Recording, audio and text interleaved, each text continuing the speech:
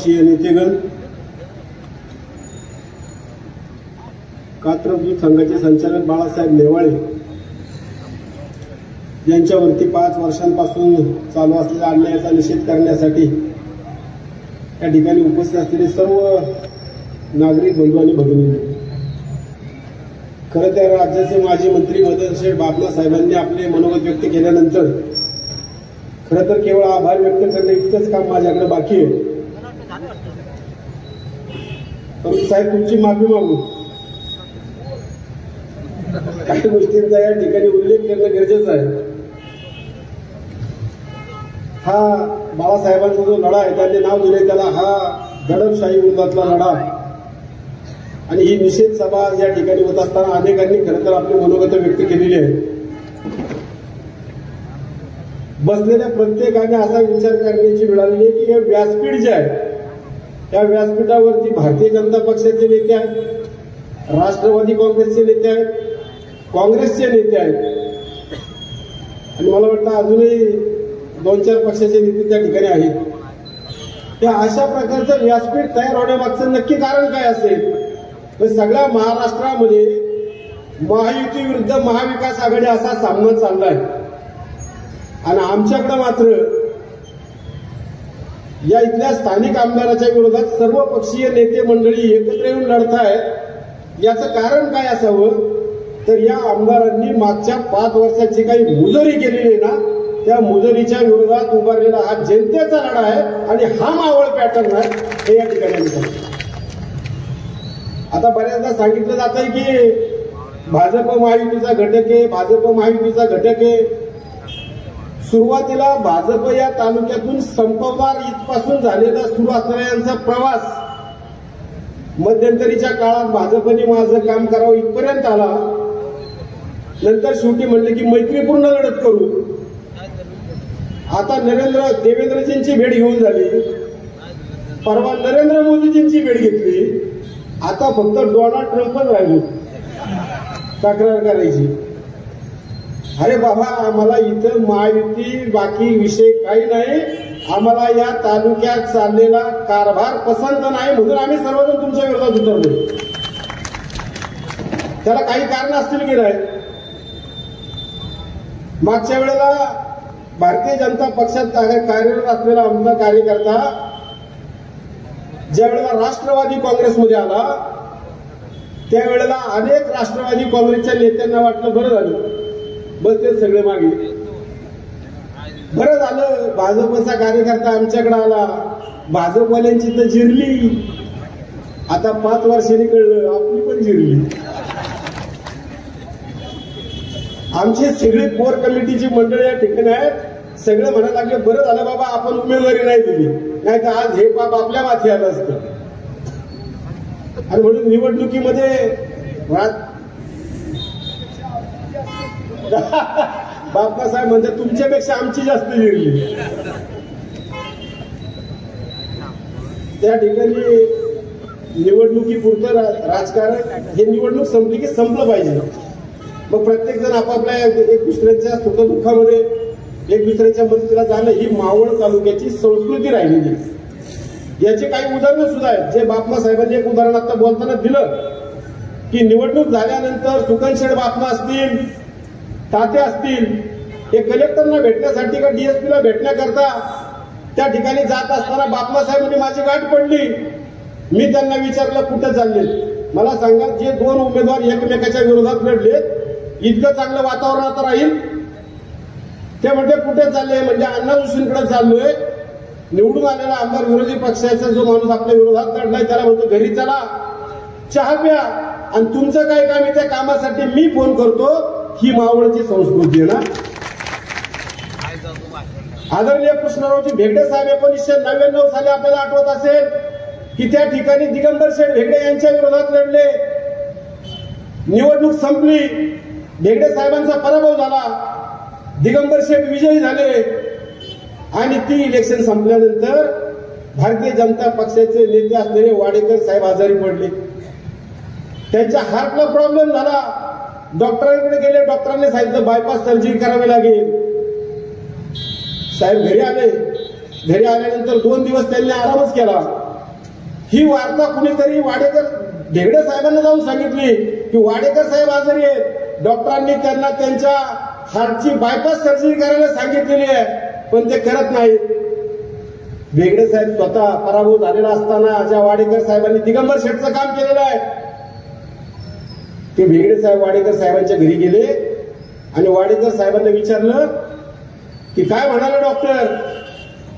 ते म्हणाले मला बायपास सर्जरी करायला सांगितलेली, मग का करत नाही. म्हणजे माझ्याकडे 3 लाख रुपये खर्च करण्यासाठी नाहीयेत. भेगडे साहेबांनी तत्काळ त्यावेळेला त्यांची एफडी होती कृष्णराव भेगडे पतसंस्थेत, त्या चेअरमनला फोन करून सांगितलं की ती माझी 3 लाख रुपयाची एफडी आण, आणि ती वाडेकर साहेबांना देऊन सांगितलं की स्वतःचं ऑपरेशन करून घ्या. विरोधात होते ना ते वाडेकर साहेबांनी विरोधात प्रचार केला होता ना, तरी मदत. ही मावळची संस्कृती आहे. भेगडे साहेब शिक्षण वर्ष आहेत, त्यांच्या अनेक संस्था आहेत. नूतन महाराष्ट्र विद्याप्रसारक मंडळ आहे, इंद्रायणी महाविद्यालय आहे. जेव्हा त्यांनी याच्यातून निवृत्ती घेण्याचा विषय घेतला, ते तर राष्ट्रवादी काँग्रेसचे नेते आहेत. नूतन महाराष्ट्र विद्याप्रसारक मंडळावरती ते कोणाही राष्ट्रवादीच्या नेत्याला बसवू शकले असते, पण या मावळ तालुक्याची संस्कृती लक्षात घेता त्यांचा शैक्षणिक क्षेत्रातला वारसदार त्यांनी कोण ठरवला असेल तर तो भाजपाचा नेता बाळाभाऊ भेगडे. ही या तालुक्याची संस्कृती आहे ना. निवडणूक झाल्यानंतर तुम्हाला जनतेने डोक्यावर घेतलं, 1,67,000 मतं तुमच्या पारड्यात टाकली. बाळाभाऊ भेगडेंना 74,000 मतं दिली. तुम्ही सगळं विसरून ही सगळी जनता माझी आहे, सगळे पक्ष माझे आहेत, इथे येणारा प्रत्येक कार्यकर्ता माझा आहे, त्याचं काम करण्याची जबाबदारी माझी आहे असं समजून जर कामाला लागले असते तर ते अधिक चांगलं झालं असतं. तुम्ही काय केलं. बाळासाहेब नेवाळींनी आता सांगितलं, ते खरं तर त्यावेळेला राष्ट्रवादी काँग्रेसमध्ये इच्छुक होते, तेही स्पर्धेत होते, पण अजितदादांनी त्या ठिकाणी निर्णय घेतल्यानंतर बाळासाहेबांचा भ्रमनिरास झाला. बाळासाहेब नाराज झाले, ते घरी बसले. मी बाळासाहेबांच्या घरी गेलो. त्यावेळेला प्रवीण दरेकर साहेबांना बोलून घेतलं, प्रसाद लाड आमदार आहेत त्यांना बोलावून घेतलं.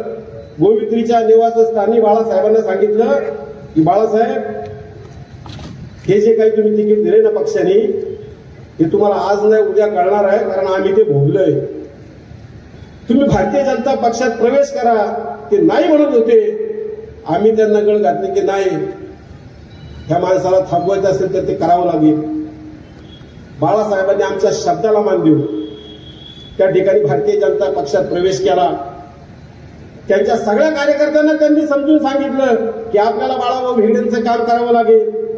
पण अनेक राष्ट्रवादी काँग्रेसच्या लोकांना वाटलं की कधीतरी राष्ट्रवादीचा आमदार निवडून येण्याची वेळ आलेली, बाळासाहेब असं काय करतायत, आणि म्हणून अनेकांनी बाळासाहेबांचं कदाचित त्यावेळेला मनावरती घेतलं नसेल. सगळ्यांनी सुनील शेळकेंचं काम केलं. त्यानंतर काय झालं, ज्या बाळासाहेब नेवाळेंनी सहकार क्षेत्रामध्ये या मावळ तालुक्यात चांगल्या पद्धतीचं काम केलं हे तुम्हाला आम्हाला माहिती आहे. मग फक्त बाळासाहेब नेवाळेंनी त्या ठिकाणी भारतीय जनता पक्षाचं काम केलं म्हणून त्यांच्यावरती खोटे नाटे आरोप त्या ठिकाणी केले गेले.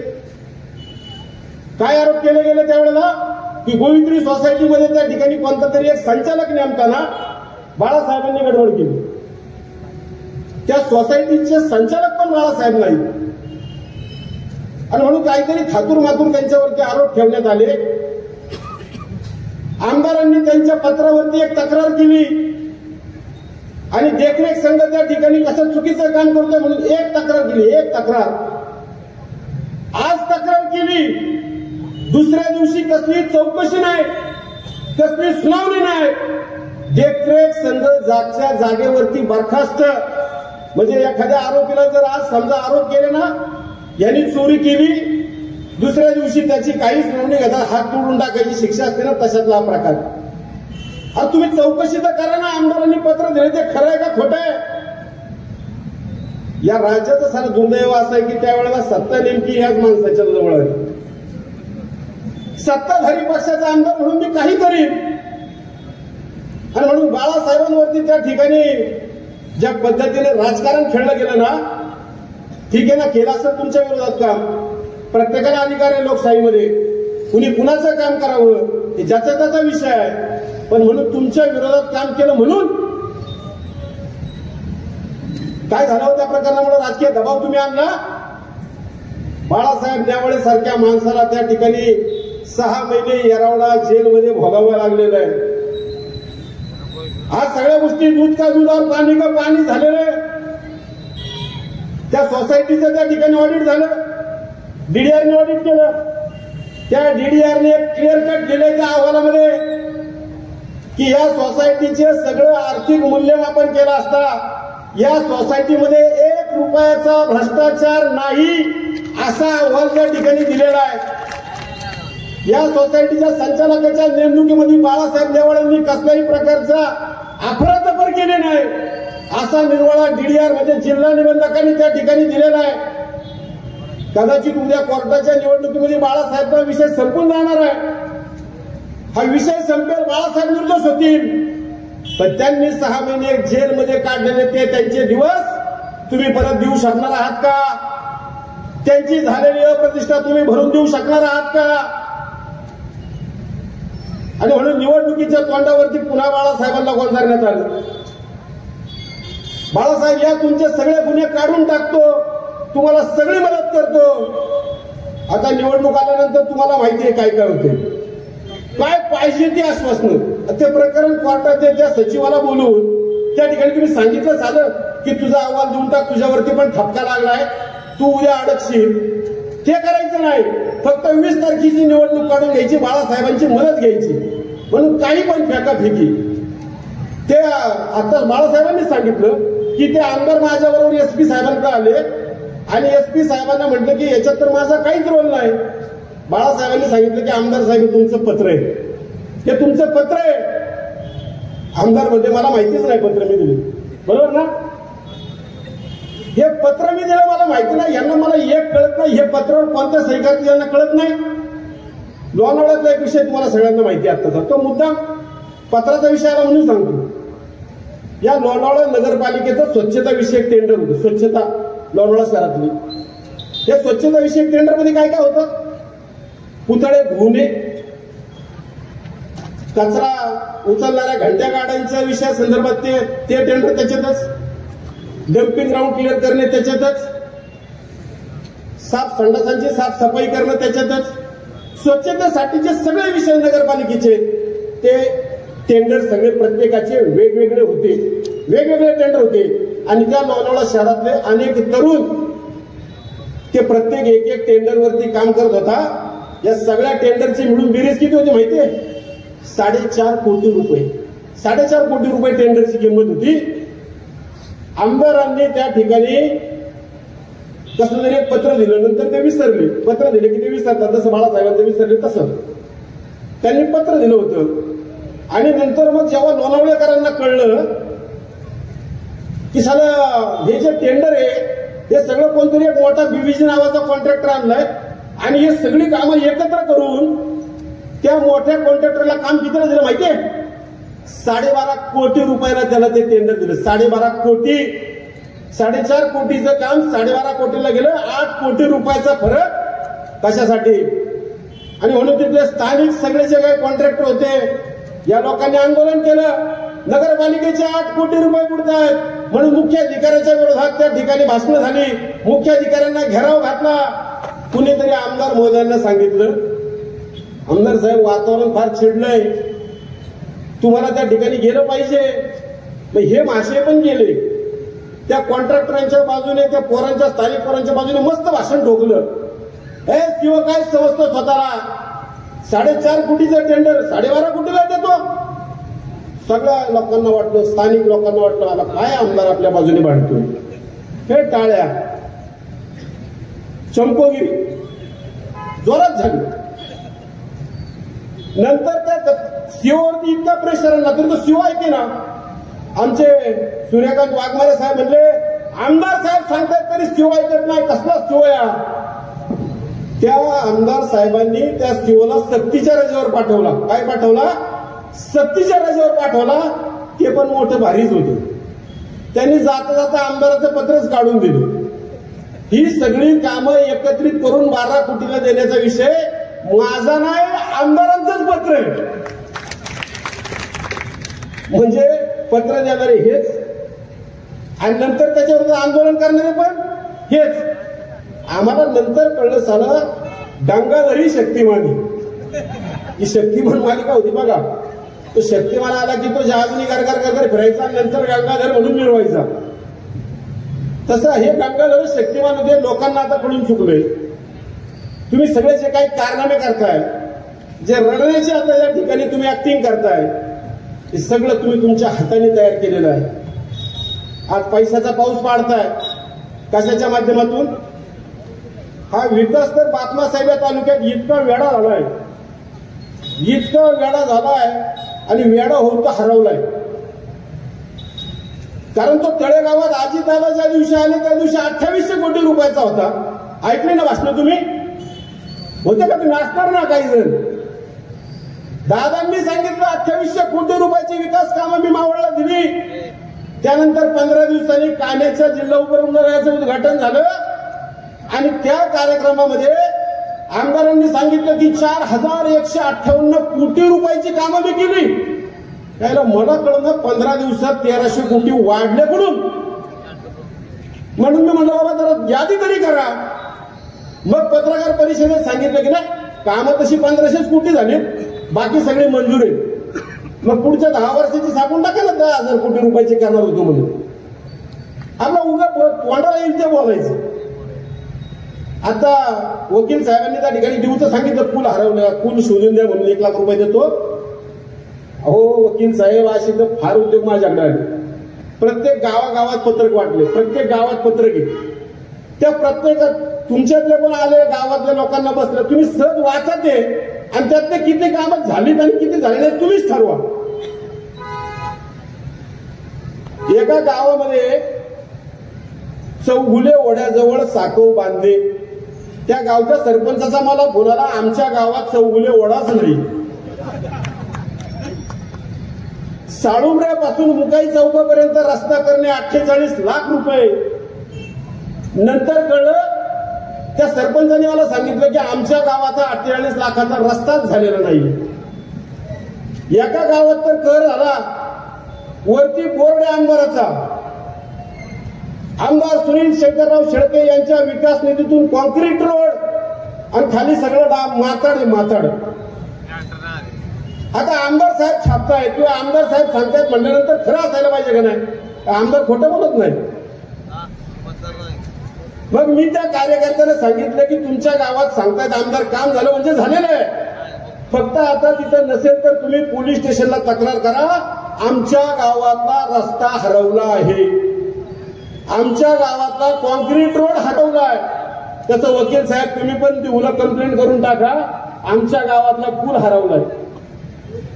सगळा विकास हरवत चाललाय. त्या लोणावळ्याला सांगितलं ग्लासचा स्कायवॉक केलाय, 325 कोटी रुपयाची मंजुरी. त्याचं भूमिपूजन धरलं होतं. हे बापूसाहेब ढेगडेच त्यांच्या गाडीत होते, एका पक्षाचे ना सगळे गाडीत होते. अजितदादांनी बघितलं की त्या भूमिपूजन करायचंय ग्लासच्या स्कायवॉकचं. त्यांनी सांगितलं की अरे बाबा ह्याला मंजुरीच नाही आलेली, याचं कसं भूमिपूजन करायचं? ते बापू साहेबाला म्हणजे कसं काय बापू तुम्ही हे धरता असं? ते म्हणजे आम्हाला माहित नाही, आमदारांनी धरले. तेव्हा आता कळलं की त्या ग्लासचा स्कायवॉक मंजूरच नाही. 325 कोटी रुपये या तालुक्यात कुणी निधी आणू दे, आमदारांनी आणू दे, डीपीडीसीच्या माध्यमातून येऊ दे, जिल्हा परिषद सदस्य बाबराव वायकरांचा येऊ दे, नितीन मराठेचा येऊ दे, गणेश धानिवलेचा येऊ दे, कुणाचाही आला की मावळात निधी आला की माझा. आणि म्हणून या निधीच्या संदर्भामध्ये इतक्या मोठ्या प्रमाण झाल्यानंतर एक गोष्ट त्यांनी हळूच सांगून टाकली, ती बाकीच्यांच्या लक्षात नाही आली, पण मी बरोबर हिरली. त्यांनी सांगितलं की मी गोरगरिबांची कामं करतो, मी विकास इतक्या मोठ्या प्रमाणात केलाय. मला लोकांनी 73 कोटी रुपये दिले. ते म्हणते मी नंतर छापणार पण कोणी कोणी दिले. मी म्हटलं बरं झालं बा सांगतायत. त्यात त्यांनी सांगितले की मला दानशूर उद्योगपतींनी दिले. म्हणलं ठीक आहे, उद्योगपती दानशूर असू शकतो, नंतर म्हणजे मला दानशूर ठेकेदारांनी दिले. आता ठेकेदार कोणता दानशूर मला सांगा चला. अहो 2100 रुपयाची पावती फाडा त्याच्याकडे, ते बघा फिरते का लवकर. हे म्हणते दानशूरांनी मला 73 कोटी दिली. विकास निधी जर 4158 कोटी रुपयाचा तुमच्याकडे जमा झाला असेल तर मग तुम्हाला आता निवडणुकीच्या माध्यमातून या महिलांना आमिष दाखवायचं काय कारण आहे? काय कारण आहे त्यांना देवदर्शनाला ट्रिपा नेण्याचं? त्यांना तरी देव पावल का भ्रष्टाचारातून कमवलेल्या पैशाचा? पावल? काय गरज आहे या महिलांना साडी घेऊन देण्याचा? काय त्या युवकांना त्या ठिकाणी तुम्ही अलिबागला घेऊन हॉटेलला दारू पाजताय, मटणं खायला घालताय? कोणत्या दिशेला तरुण आणि महिला तुम्हाला घेऊन जायच्या? इलेक्शन आले की शिवण क्लास, पण त्या शिवण क्लासच्या माध्यमातून कधी त्या महिलांना शिवणाचं काम दिलंय? एखाद्या कंपनीच्या लोकांना भेटले, कंपनीच्या मालकाला सांगितलं की तुझ्या कंपनीचे युनिफॉर्म माझ्या महिलांना शिवायला दे. एखाद्या शाळेच्या संचालकाला भेटले की तुमच्या पोरांचे गणवेश माझ्या त्या महिलांना शिवायला दे. का फक्त इलेक्शन आल्यानंतर गोलमाल हे भाईसाहेब गोलमाल आहे? त्या महिलांना तर आता सांगितलं की निवडून आलो की विमान. बापला साहेब, अहो हे चंद्रावरती सुद्धा भेटा कमी करणार नाही काही दिवसांनी. बोलायचं म्हणल्यानंतर काय?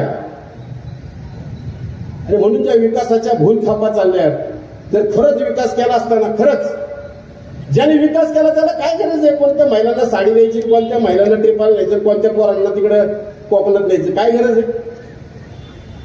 आज तर तुम्ही 3000 5000 रुपये त्या ठिकाणी लोकांना वाटतंय काही करा मला निवडून द्या. अरे बाबा, तो विकास केलाय ना, मग का पैसे वाटतात? आणि वर सांगतात भाषणांमध्ये की बापूसाहेब भेंडे तुम्हाला 5000 देणार आहेत. आता बापूसाहेब भेंडे कुठे 5000 द्यायला लागले? आणि काय झालं की घ्या पोटोबाची शपथ, काही झालं की घ्या पोटोबाची शपथ. आमदार साहेब, तुम्हाला आव्हान आहे या सगळ्या आता उपस्थित असलेल्या लोकांसमोर की घ्या तुम्ही पोटोबाच्या देवळात जाऊन शपथ की तुम्ही कोणती निवडणूक बिगर पैसे वाटता जिंकलेली, किंवा ही निवडणूक तुम्ही बिगर पैसे वाटता जिंकणार आहात. चला पोटोबाच्या मंदिरात हात ठेवा. तर ते बोलायचं नाही. आता लोकांना सांगायचं की दडपशाही होती माझ्यावरती, बापूसाहेब भेंडे त्यांचे कार्यकर्ते दडपशाही करतात. एक मोबाईल आला, तो रेकॉर्डिंग ऐकवलं. त्या रेकॉर्डिंग मध्ये काय होतं? पत्रकार परिषदेमध्ये अण्णाचा कार्यकर्ता आहे, वळवळ करू नको, बस एवढाच फोन. आता कोणत्या अण्णाचा आहे? हा पण अण्णा, तो पण अण्णा. त्यांचं म्हणणे बापू भेंडेच्या लोकांनी फोन केला. त्याला बापू साहेबांवरती इतकी खराब वेळ कधीपासून आली निनावी फोन करण्याची? नाव घेऊन करेल ना. हे सांगताय घेऊ नका, काही घाबरायचं कारण नाही जनतेने. अरे बाबा, तू फिर 12 पोलिसांच्या गाड्यात, याच्या बाजूला 12 पोलीस, याच्या घरी 6 पोलीस, आणि जनतेला म्हणायचं तुम्ही घेऊ नका. हे कधी सांगता येईल? जेव्हा तुम्ही निधड्या छातीने त्या ठिकाणी जनतेसमोर जाल त्यावेळेला. अहो, आमदार निवडून येतो, लोकप्रतिनिधी आहे तालुक्याचा. लोकांच्या सुखादुःखात लोकांना अपेक्षा असतात ना की आमदार साहेबांनी, लोकप्रतिनिधी माझ्या पोराच्या लग्नात आलं पाहिजे, माझ्या घरभरणीला आलं पाहिजे, माझ्या कोणतरी घरातलं कुटुंबातलं वारलं असेल तर सांत्वनाला आलं पाहिजे, दशक्रियाला आलं पाहिजे. किती वेळा दिसले हो आमदार साहेब मागच्या 5 वर्षात? किती वेळा दिसले?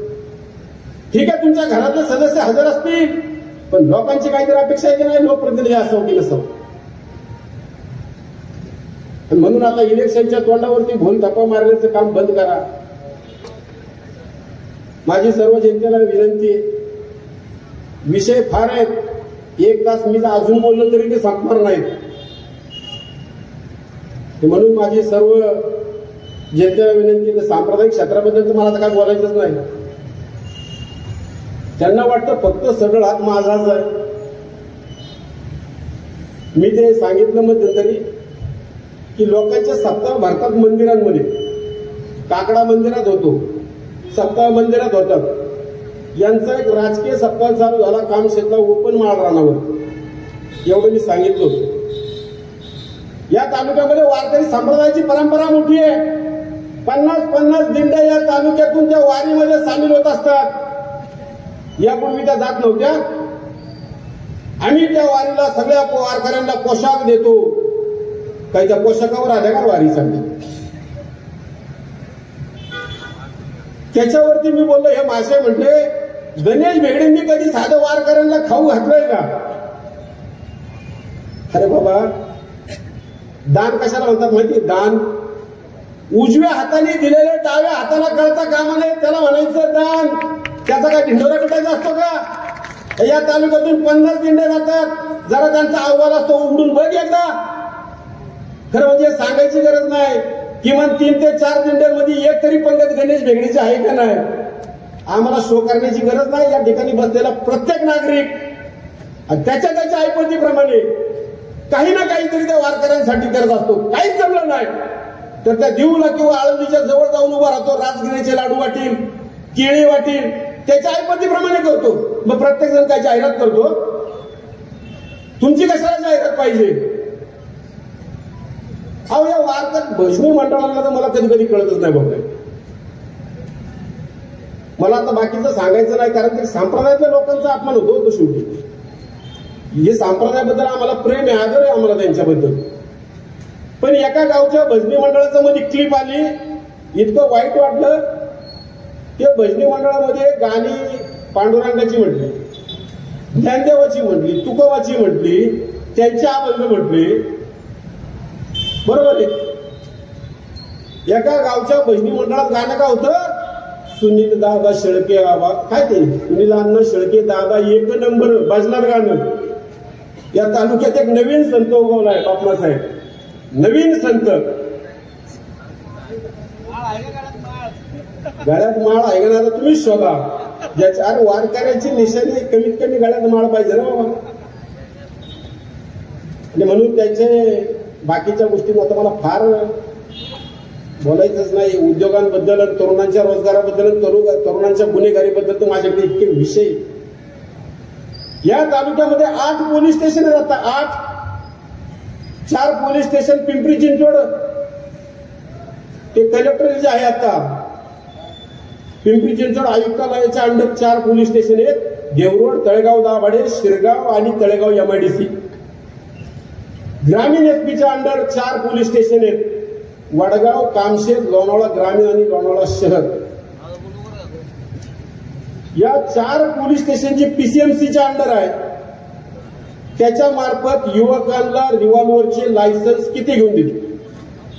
किती घेऊन दिले? तर त्याच्यातल्या आमदारांची शिफारस किती जाणार नाही. मी परवा सहज ते डिपार्टमेंटचे बघणारा इन्स्पेक्टर माझा मित्र आहे, त्यांना फोन केला. ते म्हणले तुम्ही माहितीच्या अधिकारात विचारा. मी म्हणलं ऑफ द रेकॉर्ड सांगा. त्यांनी सांगितलं की आमच्या 4 पोलीस स्टेशनच्या अंडर 239 रिव्हॉल्व्हर आणि बंदुकांची लायसन्स दिलेली आहेत. मग ग्रामीण पोलीस स्टेशनच्या अंडर किती असतील? कशासाठी हे सगळं? का कुठे घेऊन जायचा हा तालुका? अहो 20, 22, 25 वर्षाची पोरं गांजा पितात, गुटखा खातात, ते काय MD का काय म्हणतात ते. हे लोन पूर्वी देवरोड तळेगाव पर्यंत मर्यादित होतं. आमच्या गावात 4 पोरांनी त्या ठिकाणी लागोपाठ 4 चौकात गोळीबार केला. त्यांना पकडल्यानंतर सांगितलं की गांजा पिले होते. वाईट गोष्ट अशी आहे की त्यातली 2 पोरं आपल्या ग्रामीण भागातली होती. मी त्या गावाचं नाव मुद्दाम सांगत नाही तुम्हाला. 2 पोरं ग्रामीण भागातली होती आणि यांचे बगलवच्चे पोलीस स्टेशनला जाऊन बसले होते. मी माझ्या कामानिमित्ताने गेलो असताना साहेबांना विचारलं की साहेब काय भानगड आहे? साहेब म्हणजे नंतर सांगतो. नंतर मी फोन केल्यानंतर सांगितलं. मी म्हणलं आमदाराचे बगलवच्चे का आले? ते म्हणले नाही, ते काल गोळीबार झाला ना, त्यातला एक पोरगा तसला नाहीच, त्याला सोडून द्या, हे सांगण्याकरता आले होते. राजकीय दबाव कुठं वापरतो तो? एखाद्यावर खरोखर जर अन्याय होत असेल आणि पोलीस स्टेशनला त्याला दाद मिळत नसेल ना, तर तुम्ही त्यावरती जरूर दाब टाकला पाहिजे. पण दाब कशावर? 22-25 वर्षाची पोरं गांजा पिऊन गोळीबार करतात, ते सोडा. यांचंच सर्टिफिकेट ते साहेब म्हणजे चौकशी तर करून दे मला. काय चाललं? मध्यंतरी या कामशेतच्या पोलीस स्टेशनवरती आंदोलन घेतलं. तिथले इन्स्पेक्टर कोण होते त्यावेळेला? संजय जगताप का कोणतरी होते का? जगतापच ना.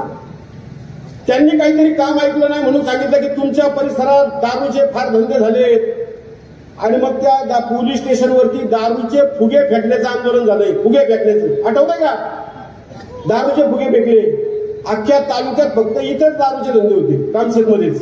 बाकी सगळीकडे एकदम शांतता, ओके, टकाटक काम होते. अरे या विसनाधीनतेसाठी काय कुठं चालली ही तरुण पोरं? परवाच्या 4-8 दिवस झाले असतील, 15 दिवस झाले असतील. महागावमध्ये सावंतवाडीमध्ये साहेब 4 पोरं त्या ठिकाणी एकत्र जमा झाली, दारू प्यायली आणि 3 पोरांनी 4थ्या पोराचा दगडांनी ठिचून खून केला. निलेश कडू नावाचा पोरगा आहे. सावंतवाडीला आम्ही त्याच्या घरी गेलो. त्याची आई घाई मोकळून रडत होती. तिचा एक पोरगा 5 वर्षापूर्वी हार्ट अटॅकने गेलाय आणि एक पोरगा व्यसनाधीनतेच्या नादी लागून त्याचा खून झालाय. मोठ्या पोराची बायकोन 2 पोरं आहेत. बारक्याचं लग्न झालं होतं. ती रडून सांगत होती कसा संसार चालवायचा हा. अरे ही तरुणाई घाटाखाली घेऊन दारू बाजल्यापेक्षा यांना कधी रोजगाराचं साधन मिळवून देण्याचा प्रयत्न केलाय? या तालुक्यामध्ये इतकी मोठी MIDC आली तळेगावमध्ये. रामदास आप्पा या ठिकाणी साक्षीदार आहेत. कितीतरी पोरं त्यांनी त्या ठिकाणी कामाला लावलीत. उर्शात MIDC आहे, कान्यात MIDC आहे. किती पोरांना रोजगार दिला हो? तुम्ही तर आश्वासन दिलं होतं ना. वर्षाला 5,000 आले, 5 वर्षात 25,000 रोजगार देतो. काय झालं? किती दिला रोजगार सांगा ना.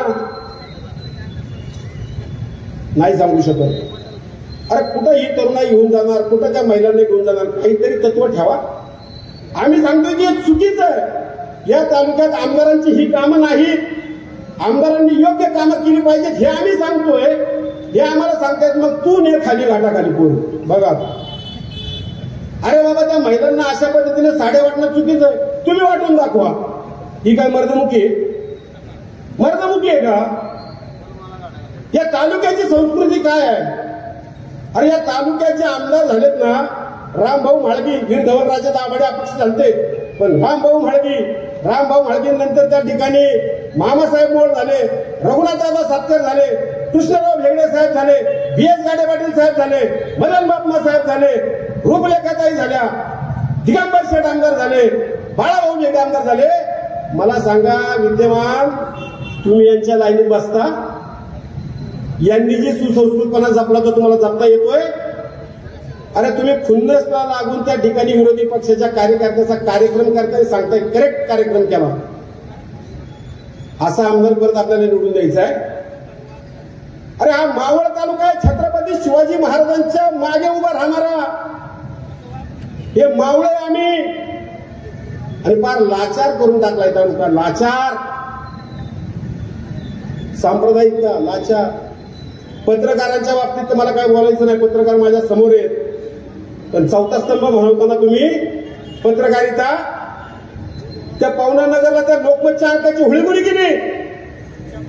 तुम्हाला रिस्पेक्ट आहे ना त्यांच्याबद्दल? त्या ओरिएंटल हॉटेलला एका पत्रकाराला नाही तसल्या शिव्या देण्यात आल्या. खोटं आहे काय सांगा? हा तुमचा पत्रकारांबद्दल आदर?